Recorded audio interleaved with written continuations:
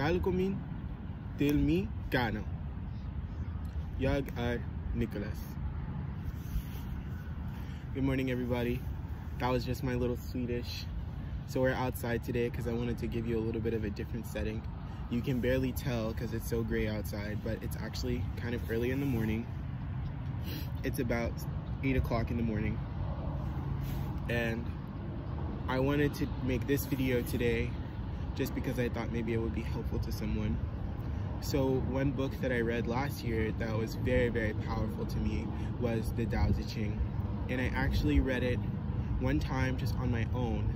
I was listening to it. I listened to a YouTube video that had it, and it's very short. It's about, this translation is about 97 pages, but there's other translations that are even shorter, 85 pages or something like that. And I was listening to it while I was painting some cabinets, and I thought it was so nice. And so now I'm going to read some of it to you. Not the whole thing, but some of it. Wait, let me grab this bag. All right. Let us begin. 1. The Tao can be understood, cannot be primal or cosmic. Tao, just as an idea that can be expressed in words, cannot be the infinite idea. And yet, this ineffable Tao was the source of all spirit and matter, and being expressed was the mother of all created things. Therefore, not to desire the things of sense is to know the freedom of spirituality, and to desire is to learn the limitation of matter. These two things, spirit and matter, so different in nature, have the same origin. The unity of origin is the mystery of mysteries, but it is the gateway to spirituality. 2. When everyone recognizes beauty to be only a masquerade, then it is simply ugliness. In the same way, goodness, if it is not sincere, is not goodness. So existence and non-existence are incompatible. The difficult and easy are mutually opposites, just as the long and the short, the high and the low, the loud and the soft, the before and the behind are all opposites, and each reveals each other. Therefore, the wise man is not conspicuous in his affairs or given to much talking. Though troubles arise, he is not irritated. He produces but does not own. He acts but claims no merit. He builds but does not dwell therein, and because he does not dwell therein, he never departs. 3. Neglecting to praise the worthy deters people from emulating them, just as not prizing rare treasures deters a man from becoming a thief, or ignoring things which awaken desire keeps the heart at rest. Therefore, the wise ruler does not suggest unnecessary things, but seeks to satisfy the minds of his people. He seeks to allay appetites, but strengthen bones. He never tries by keeping people in ignorance to keep them satisfied, and those who have knowledge he restrains from evil. If he, himself, practices restraint, then everything is in quietness. 4. The Tao appears to be emptiness, but it is never exhausted. Oh, it is profound. It appears to have preceded everything. It dulls its own sharpness, unravels its own fetters, softens its own brightness, identifies itself with its own dust. Oh, it is tranquil. It appears infinite. I do not know from when it proceeds. It even appears to be antecedent to the Lord. 5. Heaven and earth are not like humans. They are impartial. They regard all things as insignificant, as though they were playthings made of straw. The wise man is also impartial. To him, all men are alike and unimportant. The space between heaven and earth is like a bellows. It is empty, but does not collapse. It moves, more and more issues. A gossip is soon empty. It is doubtful if he can be impartial. The spirit of the perennial spring is said to be immortal. She is called the mysterious one. The mysterious one is typical of the source of heaven and earth. It is continually and endlessly issuing without effort. 7. Heaven is eternal. Earth is lasting. The reason why heaven and earth are eternal and lasting is because they do not live for themselves. That is the reason they will ever endure. Therefore, the wise man will keep his personality out of sight, because of so doing he will become notable. His subordinates, his personality, and therefore it is preserved. It is not because he is disinterested that his own interests are conserved. 8. This is my favorite Tao. Okay. True goodness is like water, in that it benefits everything and harms nothing. Like water, it ever seeks the lowest place, the place that all others avoid. It is closely kin to the Tao. For a dwelling, it chooses the quiet meadow. For a heart, the circling eddy. In generosity, it is kind. In speech, it is sincere. In authority, it is order. In affairs, it is ability. In movement, it is rhythm. Inasmuch as it will always be peaceable, it is never rebuked. 9. Continuing to fill a pail after it is full, the water will be wasted. Continuing to grind an axe after it is sharp will soon wear it away. Who can protect a public hall crowded with gold and jewels? The pride of wealth and position brings about their own misfortune. To win true merit, to preserve just fame, the personality must be retiring. This is the heavenly Tao. 10. By patience, the animal spirits can be disciplined. By self-control, one can unify the character. By close attention to the will, compelling gentleness, one can become like a child. By purifying the subconscious desires, one may be without fault. In ruling his country, if the wise magistrate loves his people, he can avoid compulsion. In measuring out rewards, the wise magistrate will act like a mother bird.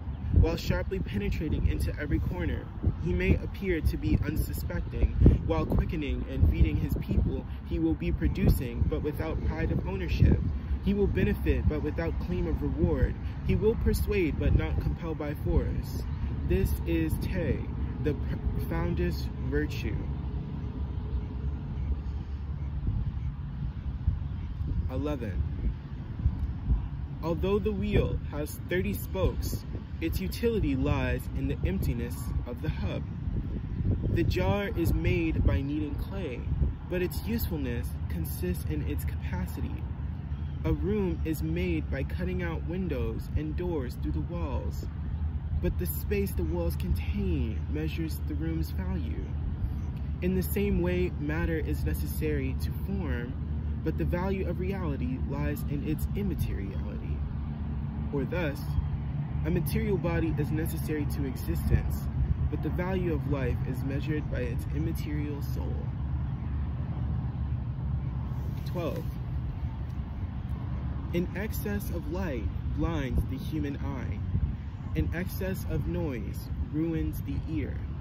An excess of condiments deadens the taste.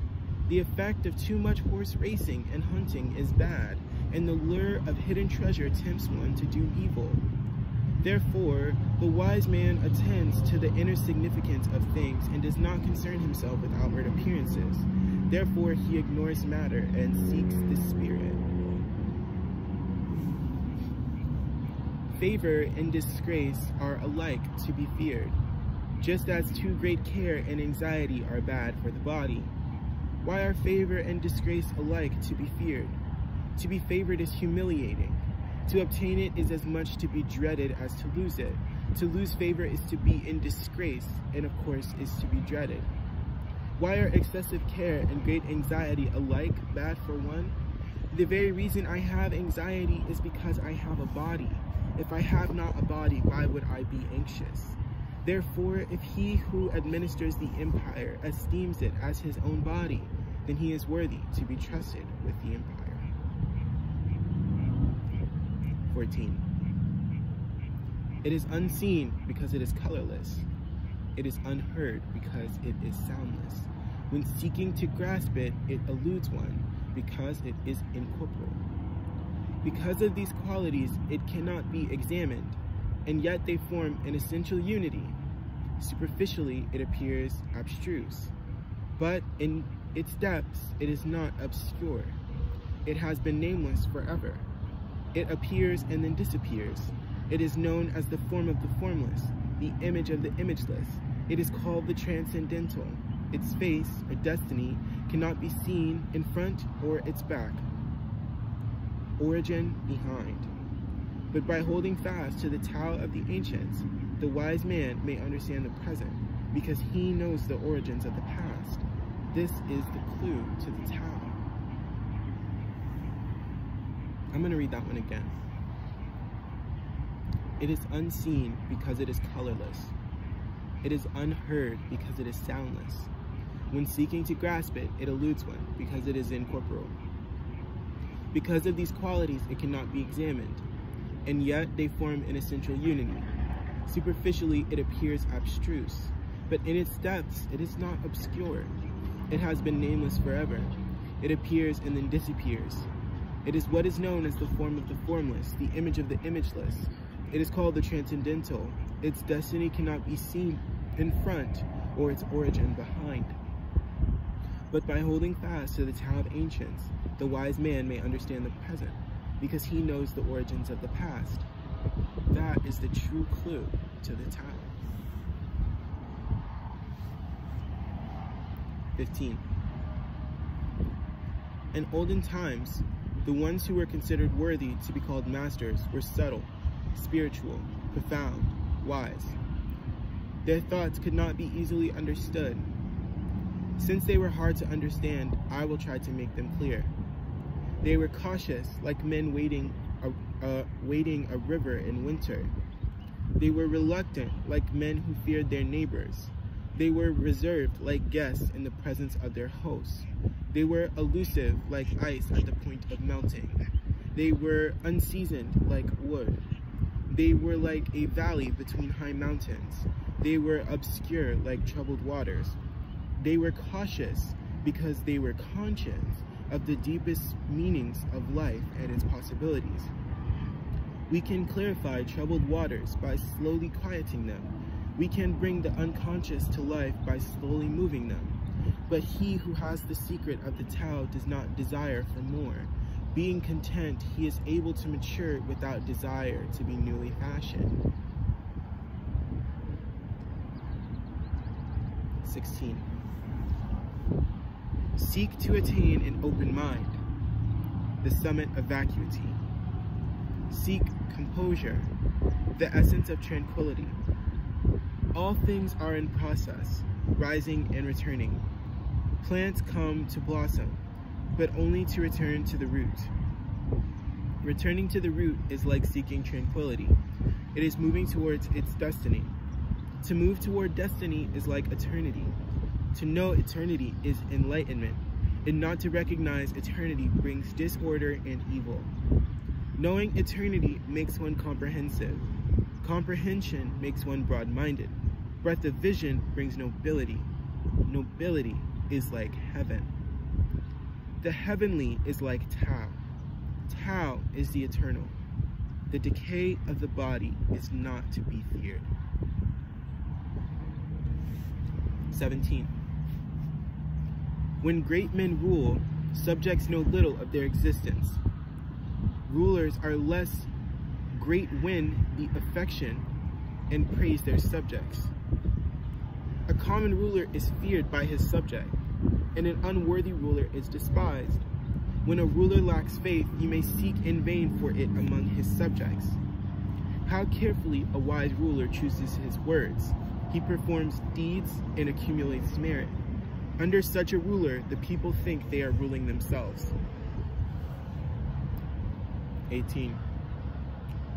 When the great Tao is lost sight of, we still have the idea of benevolence and righteousness. Prudence and wisdom come to mind when we see great hypocrisy. When relatives are unfriendly, we still have the teachings of filial piety and paternal affection. When the state and the clan are in confusion and disorder, we still have the ideas of loyalty and faithfulness. 19.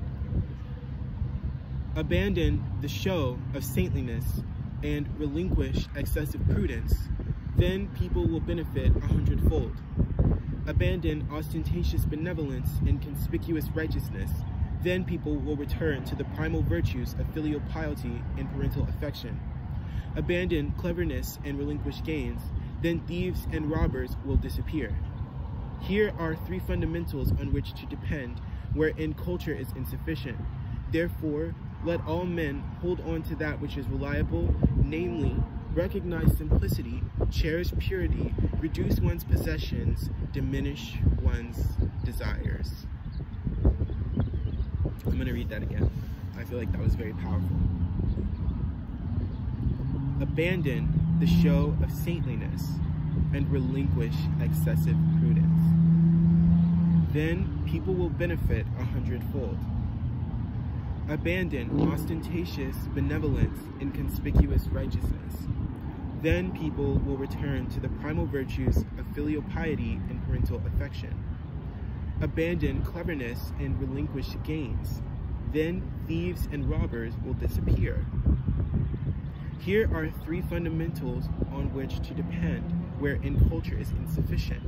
Therefore, let all men hold on to that which is reliable, namely, recognize simplicity, cherish purity, reduce one's possessions, diminish one's desires. This will be the last chapter that I'm going to read today, and this is chapter 20, in case you want to go read on your own. So this is chapter 20 where we're stopping. And I'll make another part of the video where I read more. It says, avoid learning if you would have no anxiety. The yes and the yeah differ very little, but the contrast between good and evil is very great. That which is not feared by the people is not worth fearing, but oh, the difference, the desolation, the vastness between ignorance and the limitless expression of the Tao. I'll leave you with that. So I hope you had a good week. I hope that if something bad happened, something good happened to make it balanced. I hope that you had a nice breakfast today. If you haven't eaten breakfast yet, you should go do that if it's morning time wherever you are. Take a walk, have fun, make time to have some fun and be happy today, even if you're feeling sad.